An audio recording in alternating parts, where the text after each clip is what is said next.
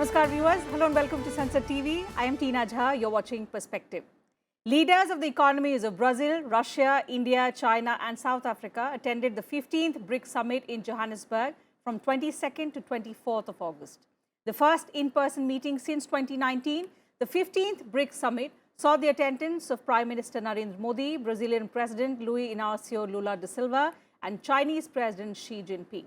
Russian President Vladimir Putin chose to address the meeting virtually. Russia's Foreign Minister Sergei Lavrov represented the country at the event, which was hosted by South African President Cyril Ramaphosa. Now, BRICS and Africa Partnership for Mutually Accelerated Growth, Sustainable Development and Inclusive Multilateralism is the theme of the summit this year.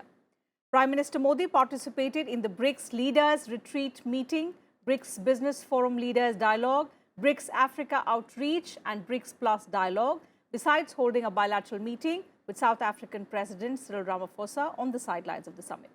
The key highlights of the 15th BRICS Summit, important issues that were discussed among BRICS partners and Prime Minister Narendra Modi's interventions. These are some of the aspects that we will discuss in this edition of Perspective. And for this, I'm pleased to welcome on the show two distinguished panelists.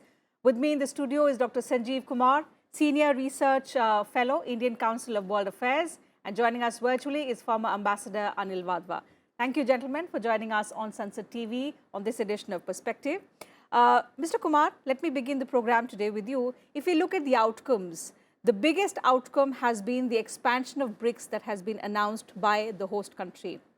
6 countries, Argentina, Egypt, Ethiopia, Iran, Saudi Arabia and the UAE will get membership of BRICS starting the 1st of January 2024. How significant is this expansion of the grouping according to you? How do you see it strengthening this 5-nation club? I think it's a very significant development. Prime Minister Modi in his statement has welcomed and supported the expansion of BRICS. Here I would like to bring 2-3 issues.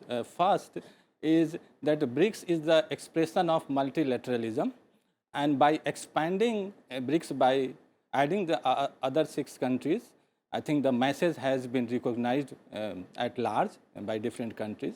The second is the reach of BRICS has been expanded now through various regions like West Asia, Gulf, even further in Latin America and Africa. So this again shows the importance and influence that BRICS has built over the years. And finally, all these 3 countries will bring opportunities for partner countries, specifically the countries from Middle East will be bringing energy security and energy issues on the domain. Thank you. Whether it is an indication for the other multilateral institutions globally to also reform and expand and mold according to the changing times is something that we will come back to. That's an important point that you raised. But Ambassador, your perspective on the expansion of BRICS first, because following this expansion, BRICS will now account for 36% of global GDP, 47% of world's population. How significant is it, not just for the grouping, but also for the member countries, especially in the current geopolitical context? So I think this expansion is quite significant for BRICS. I would have thought that the BRICS would have adopted a document with criteria and standards, and then the procedures for membership. Perhaps would have had also a step-by-step process where there are observers who would then become full members after a while. Now that document apparently has been worked upon, but the admission of these 6 members has come as a bit of a surprise, at least to me. And I think what has happened here is that there was a lot of pressure, perhaps last-minute pressure from countries like China, from Russia, and even the host South Africa to have an expansion of the BRICS because they've been talking about it for some time. India obviously was not in a position to say that it was opposed to expansion, and that's why the Prime Minister in a statement has clearly said that India had an open mind and that it would welcome an expansion of BRICS. But perhaps India would have preferred a step-by-step approach in which the criteria were followed and then the admission would take place. Nonetheless, we now have a situation where we have six new members who have been who have entered the fold of BRICS at this session itself, and that will happen from 1st of January 2024. Of course, the BRICS gets wider geographical representation. There is a wider geographical presence as well of countries from around the globe, from Africa, from Latin America, and from the Gulf. And if you look at the six countries who've been admitted, none of the existing BRICS members would be opposed to them. Mr. Kumar, your perspective on the apprehensions that India had, because even though now we have said it on record that we had a positive intent and we backed the expansion, it's not hidden that there were apprehensions initially, and as the ambassador rightly said, we wanted a proper criteria. We wanted it to happen it step by step. So what were the apprehensions, and especially what is the kind of pressure under which we would have agreed to this expansion? I think there was no apprehensions. Of course, there was questions regarding principles, or since BRICS did not have any legal framework for new membership, or they did not have any charter. So the debate here was that to develop that principles on the basis of which new members will be included. As far as these six countries are concerned, I think they all were chosen by consensus, and India had excellent relationship with all six countries.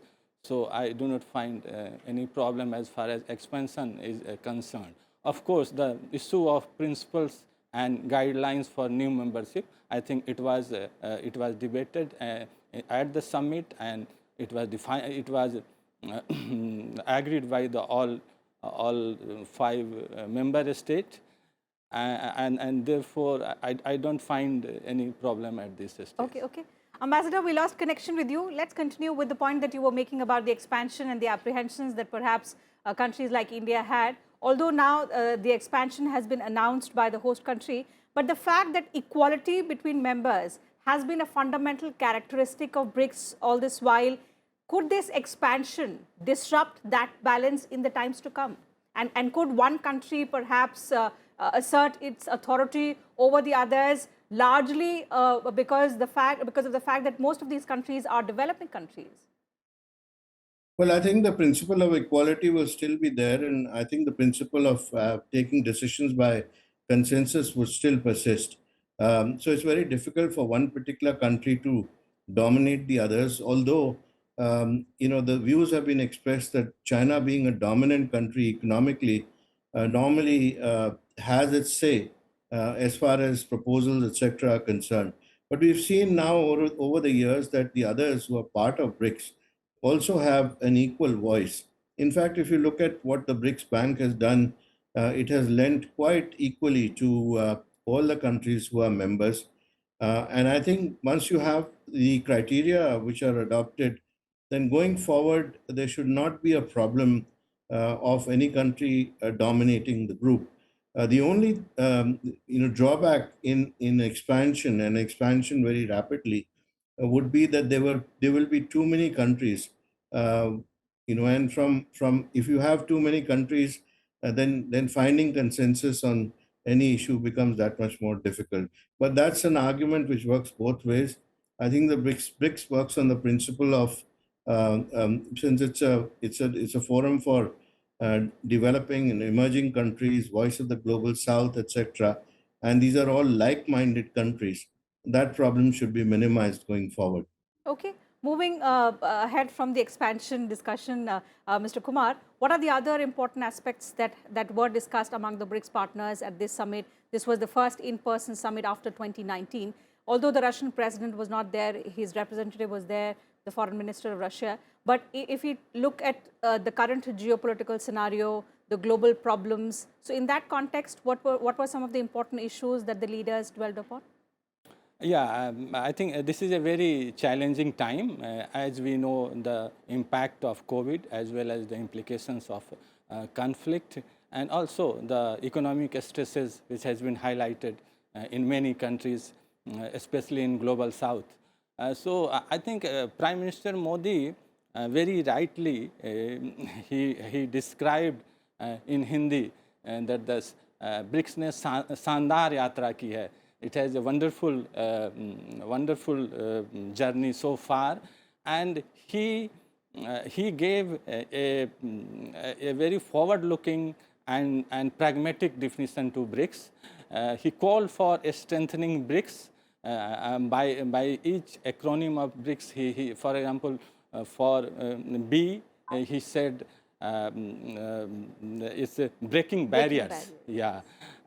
So breaking barriers, I think, means for a researcher like me, breaking barriers means he talked about the concern and aspirations of Global South. And he also called for, or he hoped that African Union will be supported by BRICS for a institutional membership to G20. And so I think that could be one, breaking barriers. And apart from that, R means revitalizing economies. And we all know that this is a economically challenging time for many countries. There are some reports say that more than 100 countries are facing problems of poverty, inequality, and debt crisis of a great degree. So he talked about the Global South and BRICS can do together for these countries. Then I means inspiring innovation. We all know the importance of innovation, and India is playing a great role in that context. We are in the forefront of innovation within the BRICS. BRICS, for example, BRICS Agricultural Research Platform. It was established in New Delhi in 2017, and in terms of innovation, they are doing great job for the people of the BRICS country. And then C means creating opportunities, and that is again future-oriented and important job for all developing and emerging countries. Finally, S means shaping the order or the future. And on this, he gave several suggestions, even suggestions like space cooperation, or suggestions on many platforms or digital platforms which in India which are successful, like CoWIN or Diksha and others. So these are future-oriented. That's quite interesting, because soon after the success of Chandrayaan-3 Ambassador, the Prime Minister proposing that BRICS form a space exploration consortium. How welcoming will the BRICS partners be to this proposal, especially at a time when India has achieved what no other developed country also has? We've become the first country to land on the south pole of the moon. So this proposal, by the way, was discussed also at the last summit, and India was the one which proposed it then as well, in a rudimentary form, not in this form of a space consortium. But the fact that India landed on the moon while the BRICS summit was on has a special meaning now, and that proves to the rest of the membership, indeed to the world, that India has the expertise to share something with the rest of the BRICS countries. So I think it will be taken more seriously going forward by the others. Although while the BRICS summit was on, South Africa announced that it was joining the China-led space program, but that doesn't stop South Africa from also taking part in the BRICS consortium for space. And of course, all the other countries are most welcome to join it. Now, as far as the other proposals are concerned, they're all forward-looking and preparing the BRICS for a future world, and all of them which have been enumerated by my co-panelists, I think they're all very, very important initiatives. Ambassador, also the issue of a common currency for BRICS was something that was discussed at length. It was supposed to be on the agenda. Do we know whether this particular issue was touched at the 15th BRICS summit, and what did the leaders have to say about a common currency? So yes, the issue of common currency was put forward in statements, especially by President Putin, and also it was stated in the statement by President Lula. But of course, it was in the context of of reducing dependency in terms as far as Brazil is concerned. And of course, President Putin, and before that, the Russians had mooted a proposal that there should be a separate BRICS currency or a separate currency that the world should have, which is based on gold standards. So this proposal has been on the table for some time. What came out of discussions at this session was mainly that the countries should trade more in their own currencies with each other and reduce the dependency on other currencies. So that does not mean that they're talking primarily about de-dollarization as it's been widely projected. But even so, a BRICS currency will take a very long time to fructify, if at all, since there are interlinkages, trade linkages, investment linkages, and it's a very complex process to come to a new BRICS currency. Therefore, most of those who spoke primarily about increasing trade in their own currencies with each other. Right. Mr. Kumar, to give a new path to the BRICS agenda, India has, for the last several years, been suggesting enhanced cooperation in areas like railway research network, close cooperation between the MSMEs. India has also called for an online BRICS database, cooperation among the startup firms. Have we made significant progress in each of these areas? Yeah, I think Prime Minister himself mentioned all these steps which has been advised by India in his speech, and there has been substantive progress on all these issues, and all BRICS nations are mostly supportive of India's suggestions. And if we talk about the other areas, something that India has seen unprecedented transformation is in the field of digital technology. So in terms of when we say sharing the benefits of digital public infrastructure, how do we enhance our cooperation with these countries, particularly those of the Global South, which has been our focus of the G20 presidency as well? Yeah, I think Prime Minister Modi, he proposed a number of excellent suggestions for countries in three categories, I will say. First, I think all space cooperation, he talked about weather monitoring and all. These are public goods or global goods. So these are for all countries of the world. And then he talked about countries of Global South, which was one of the important. And he also mentioned that G20 has given highest priority to the concerns and aspirations of Global South. And then he talked about suggestions for the BRICS countries. So for them, he offered the digital technology which India has experienced. And very interestingly, he talked about, I think it will be accepted by everybody, that India has a nation of diversity. And if any solution, digital solution, India is offering to the world, so it will be successful in each region of the world because it has been tested in India's diversity. So that. And this is something that we've been following in principle. Our G20 motto says Vasudhaiva Kutumbakam, the world is one family. So whatever we have succeeded in, we would like to share the benefits with the other population as well, particularly in the Global South. It's a population that has been underrepresented and that has been facing adversities in this challenging global times. But Ambassador, all said about the BRICS and the kind of journey, amazing journey that the leaders have described at the 15th BRICS Summit. What are the constraints that still remain within this grouping and may perhaps extend beyond even after the expansion?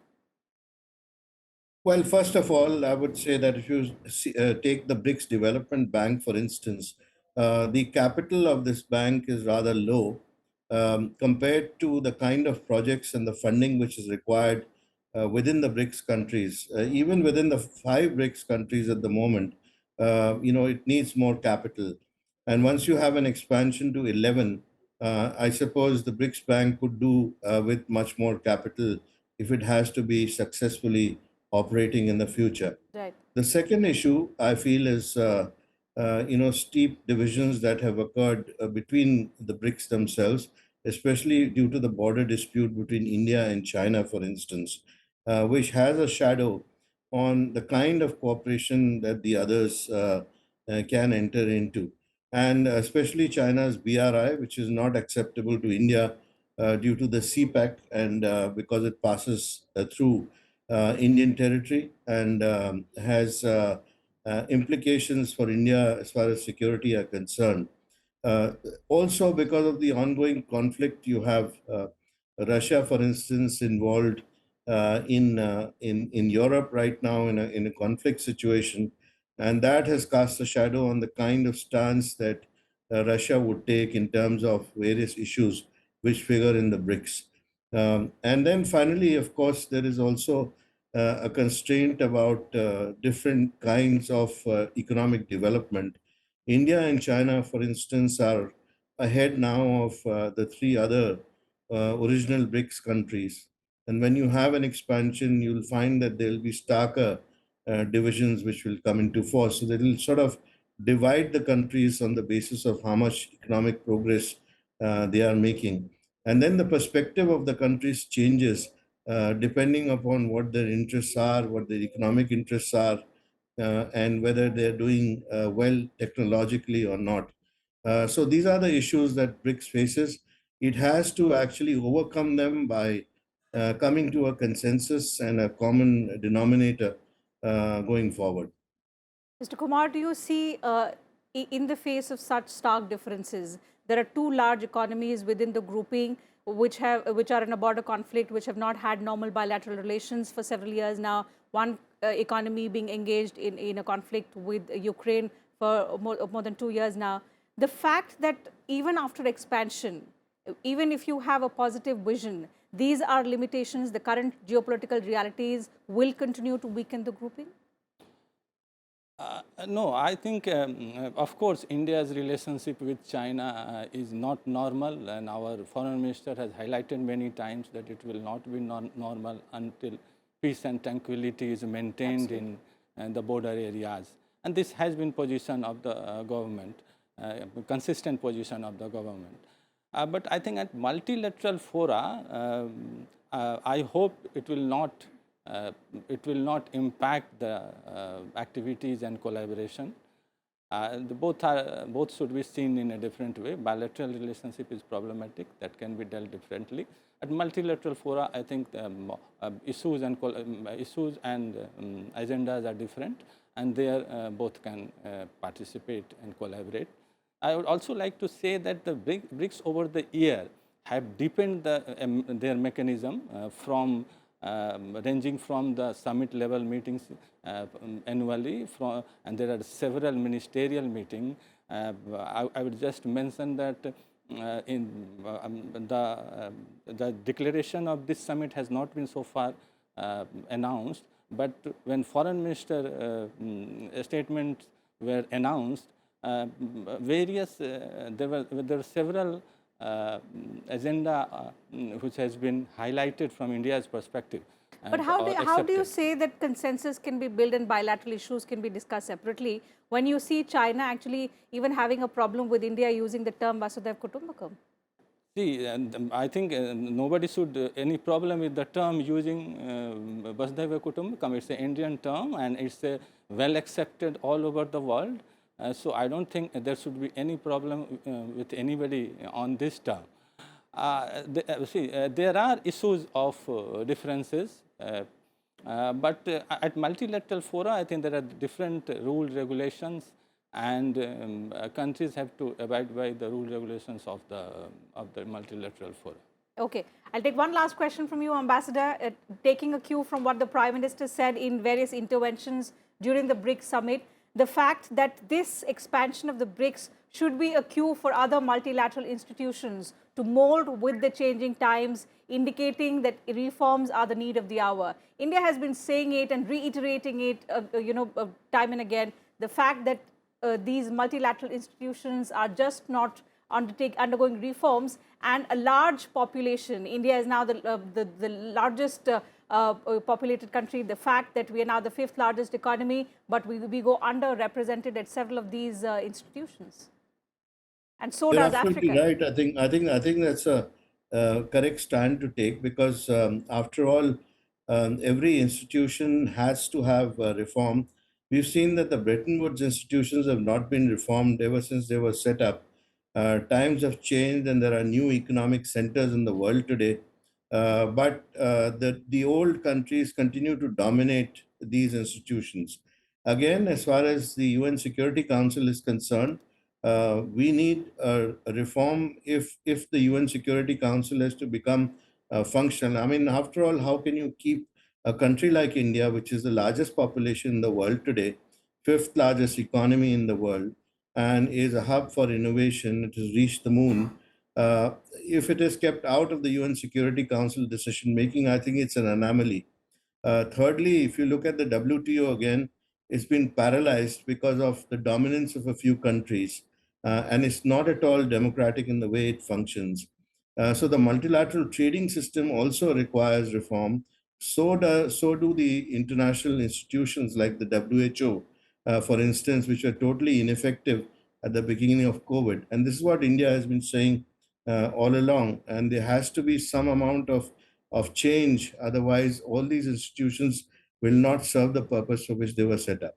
Let's hope that this BRICS expansion will serve as an indication, as an example for all of these multilateral institutions to reform and change with the changing times, reflect the 21st century realities. So that having been said, we'll have to wind up the program. Thank you, Ambassador and Mr. Kumar, for joining us on this edition of Perspective, sharing your thoughts with us and our viewers. And thank you, viewers, for your time as well.